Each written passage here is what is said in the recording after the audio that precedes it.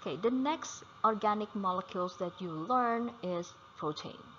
And protein, as you can see in this picture, the source of protein are mostly the meat, the egg, dairy products. Yes, of course, they come with the lipid, but if you are smart, of course, you can get the good type of lipid as well as protein.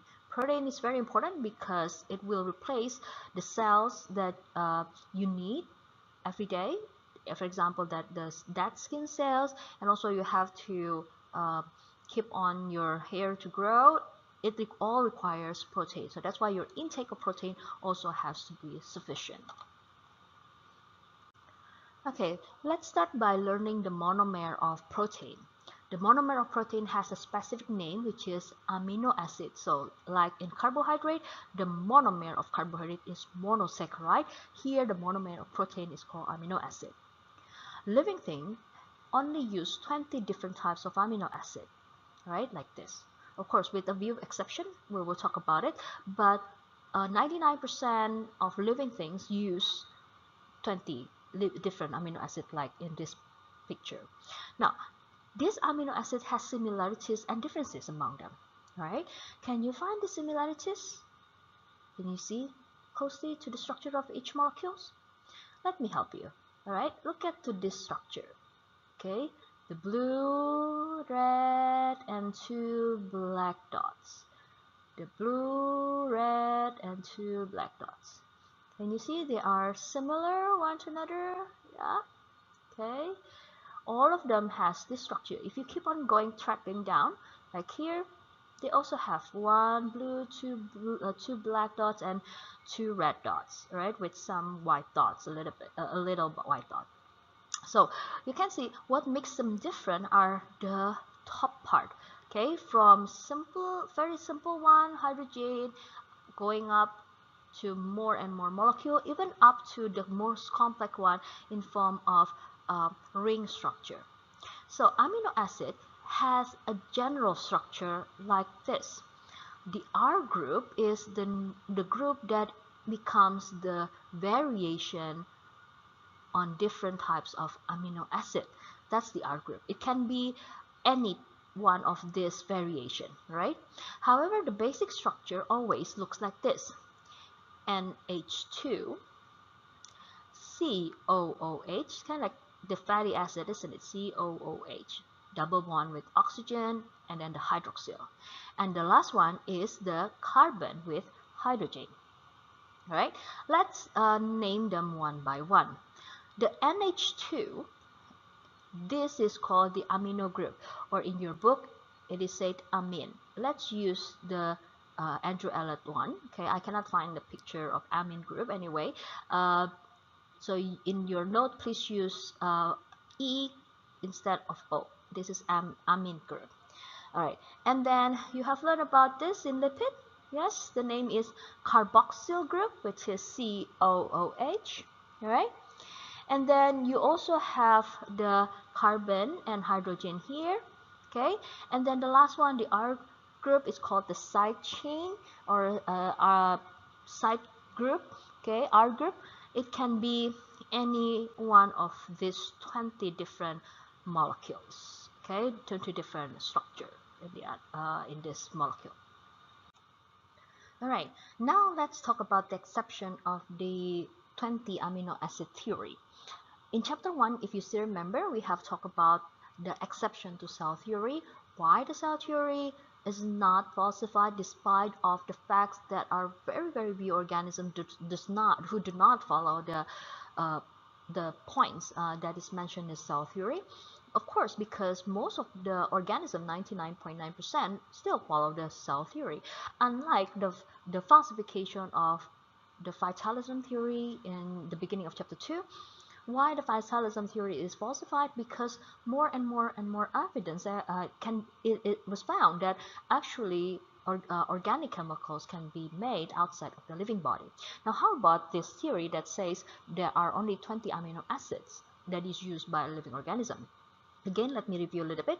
The 20 amino acids used by living organism are distinguished from each other from each R group. Maybe you have seen that before, yeah. As simple as hydrogen, like in the glycine amino acid, to taurine molecules that is very complex in tryptophan amino acid. All right.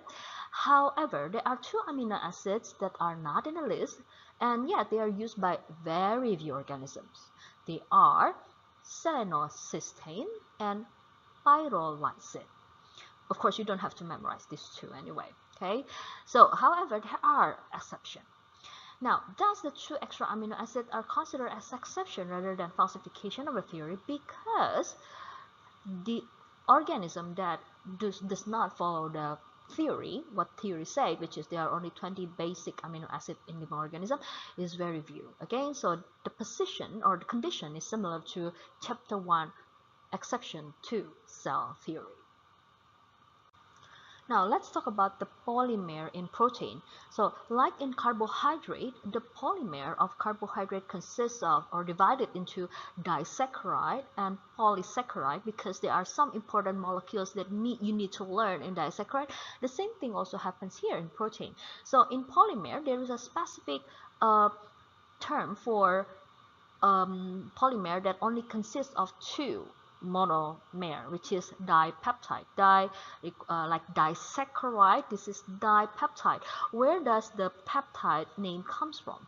So actually, you will see later on, this is the bonding between the two amino acid. This is what we call peptide bond. So that's why the name is dipeptide, which is two amino acid combined together through the link or the bond that is named peptide. Alright, so what is dipeptide again? Dipeptide is a molecule made of two amino acids bind together. Can you guess what is the reaction? Yeah, again, this is condensation reaction. Condensation reaction is a reaction that makes polymer or complex molecule from simple molecule monomer through taking out one water molecule. And then, as I said before, that the bond is called peptide bond. So you can see from here, OH, okay, group, hydroxyl group from the COOH or carboxyl group here will combine together, all right, with one hydrogen from the amine group. Okay, so this will become the water, while the bonding here, the carbon will directly connect to the nitrogen. So as you can see that later on, if it is keep on continue, for example, this hydrogen combined with another hydrogen from other amine group and so on, so it is repetitive. It is true monomer then, the amino acid, because it can be repeated. And later on, you can see the backbone can be read as NCC, NCC, and continue NCC, NCC, and so on. And by the way, this is a question that once appeared in past paper. The IB asked the students, what is the backbone, repetitive backbone of amino acid, protein? You have to say NCC, NCC, and so on. All right? So again, the bonding happens between the amine group NH2 and then the amino acid with COOH of an amino acid with the COOH or carboxyl group of another amino acid. All right, and the next one, I think this is pretty easy, about polypeptide. Again, polypeptide means more than two amino acids combined together, and the bonding through the bond called peptide bond. All right, so I think the process is quite similar. The hydroxyl of the carboxyl combined with the hydrogen of the amine group, and it becomes water, and this also combined with another amino acid and so on. Keep on repeated. As I say, the backbone will be NCC, NCC, NCC, and so on. All right, so polypeptide is a non-branch amino acid bind together through condensation process. Check. Most polypeptide is about 50 to 2,000 amino acid long. Yeah, so protein are big molecules, right? And a chain fewer than 40 amino acid are usually called peptides. Well, because not really that big, but yes, they are part of the polymer, but usually the name is peptides, right? So dipeptides, peptides, and polypeptides. So peptides is from 3 to 40, and then above 40, which is about around 50 to 2000 and so on. That's what we call polypeptide. And possible sequences are unlimited. So imagine if you have 20 types of beads. Girls, maybe you play this when you were a kid, so you can buy lots of beads that you can create necklace or rings or whatever like that. So if you have, for example, the circle one, the square one, and then the triangle, circle, square, triangle, you can create so many different combinations. So it's kind of unlimited, right? It depends on the length, it depends on the sequence, it depends on the pattern of repetition, and so on. So possible sequences are unlimited, but actually only a small proportion ever made by living organisms. So there are about 20 different million polypeptides combination that are made from amino acid that is made into various sequences. The question is, are these 20 million variations really enough to make the protein of all living things? Think about the species that we have in the world, like so many. There must be more than 20 million of different species. Like but let's talk about the eggs, the white egg, the chicken, the protein and the membrane of the egg cells. And then let's talk about the lobster. The meat is different from the chicken meat, so the protein must be different as well. Now compared to salmon, the meat also different, and compared to the tofu, for sure it is different. And let's talk about a human body itself. We have about 5,000 different protein. So these 20 million variations of amino acid sequence in polypeptide are really enough? The answer is, how to accommodate this great diversity? The answer is protein conformation. That will be enough then. What is protein conformation? Protein conformation is three-dimensional structure of the protein. So this is amino acid. This will combine into long chain of polypeptide. However, this polypeptide can be shaped into 3D structure. Like in this case, it becomes helix, right? And then it becomes globular, and then even globular of protein, the polypeptide that has been, folded, they can even combine together, and this create more massive variation. We'll talk about it in the next slide for more details. So these are more details about protein conformation. So this is the primary structure, which is two amino acid combined together, right? And this can be repeated. This is dipeptide. Of course, it can be repeated more and more and more until become peptide and then polypeptide. And then this long chain. Now imagine that if this polypeptide represented by a structure like a ribbon. Okay, so this ribbon actually can be folded to become helical. So imagine the ribbon that is used by, the what do you call, the dancer, okay, or the gymnastic athlete. Okay, so they use this ribbon, the female one, okay, that they can be helical, and then this helical can even fold it even further. So for example, this one, you can see in this structure, this is represent the helix, okay, of the polypeptide, and even this ribbon can be folded further to become a 3D structure, and more than one 3D structure or globular can combine together to become a bigger structure. And can you guess what is this? This is our hemoglobin. What is hemoglobin? Okay, hemoglobin is the pigment in our red blood cell that causes it to become red, and its function is to absorb oxygen to be transported throughout our body. And then you can see another example here. This is also made by polypeptide that has become helix. Okay, and three different long polypeptide are combined together, and this is the hair or keratin, the protein in the hair. So as you can see that more combination can be created through this protein conformation. Okay, so let's read this point one by one. The polypeptides are folded up to produce a globular 3D shape like this, right? And the sequence of amino acid in the polypeptide is the one that determines how the folding is done, right? So different amino acid sequence will create different folding. All right, maybe some will create like this, some will create like this. It depends on the amino acid that exists in that polypeptide and the sequence. For sure, same sequence will produce precisely the same conformation. And the folding, why they can be folded and quite stable, it is because of intramolecular bonding. Only high level, we'll talk about it. For example, ionic bonding, covalent bonding, and hydrogen bonding, usually it's between the R group of amino acid. So standard level, this is just for your information, but high level, get ready. In the future, you will learn more detail about this intramolecular bonding. And the examples, as I have mentioned before, it is hemoglobin and keratin. All right. The next question is, so what controls the protein types?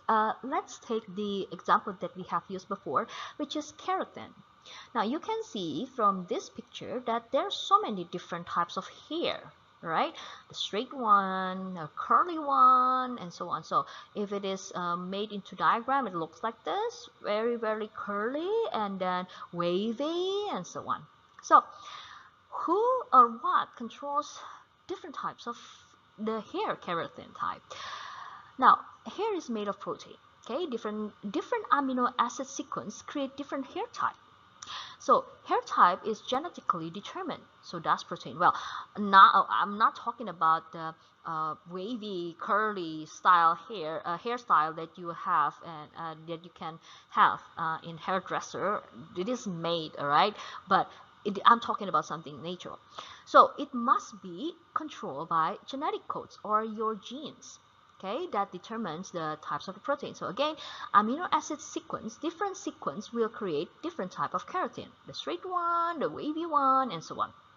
Therefore, even though we are all humans, we have different collection of protein. Am I right? Yeah, of course. For example, like one person have freckles, the other do not. One person is albino, means they don't have the melanin protein, while normal people have melanin protein, and so on. But does it mean that identical twins must have the same collection of protein at all times? Remember, identical twins means they have 99.999% genetic code that is the same. Will they have the same types of protein at all times, or the same collection of protein at all times? The answer is no. Why? Let me start with introducing you to a new terminology called proteomes, right? Proteome means all of the protein produced by a cell at certain time, okay, a particular time. Now, remember, all proteins are coded by our genes. We have talked about it. Collection of all our genes are called genome. So for example, this is your cell. Inside your cell there are nucleus. In grade 10 you have learned about this. Inside the nucleus there are so many chromosomes, and inside the chromosome there are genes. All of the collection of the genes is called genome. So genome is kind of like a recipe book that contains all the protein that you can make inside your cell. Now, however, collection of protein or proteomes can change over time. For example, like human milk.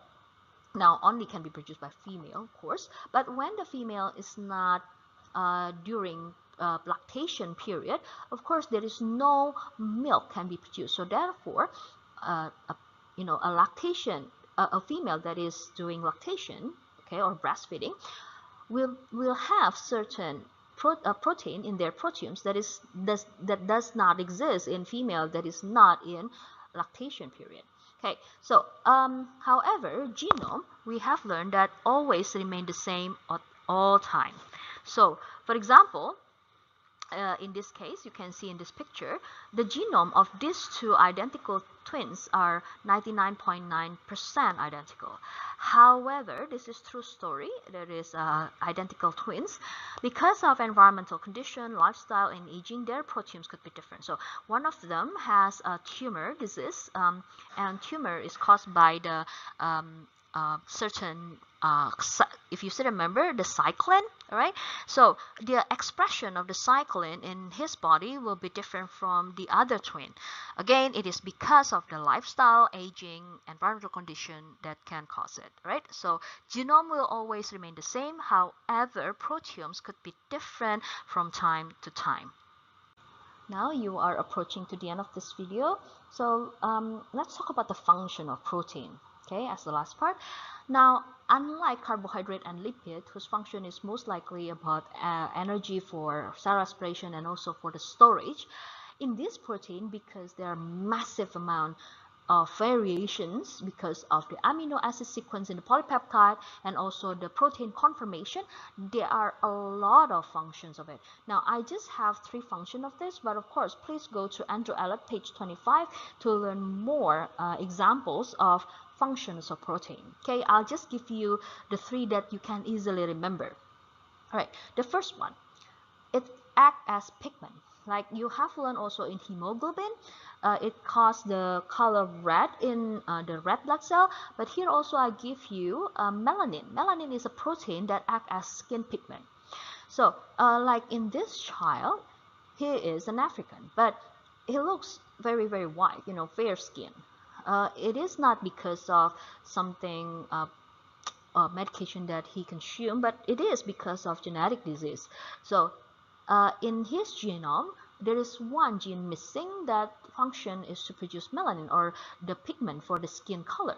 Okay, so that's why protein function, one of them is pigment, okay, to give color. The next one, structure. In this picture, you can see that half of it is kind of like old lady and this one is young lady. It could be from the same person, but yeah, it is computer generated. But that's what will happen to all of us, right? As we aging, as we get older, there is one protein that is produced slowly, more slowly, but by our body, because which name is collagen. Collagen is protein to strengthen the skin. All right, and as we get older, the capability to produce it is depleted. And that's why we have wrinkles, because we don't have enough collagen. So that's why maybe you have heard about the Botox injection. Yeah, it contains collagen to help the skin to become, you know, stronger, even though the person is aging, and yeah, they got the youthful look back again.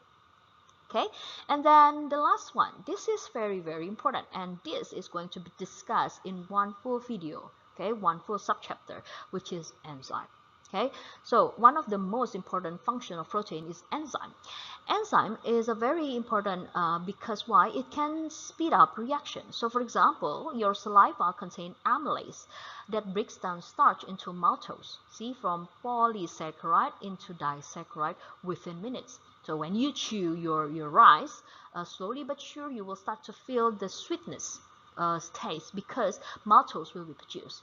Now without enzyme, it takes years or high amount of energy for starch to be decomposed into maltose. Okay, so please watch the next video. After this, you will learn more about the enzyme, and this is fascinating because once a human learn about enzyme, the industry also produce enzyme, like in this case in the bottle.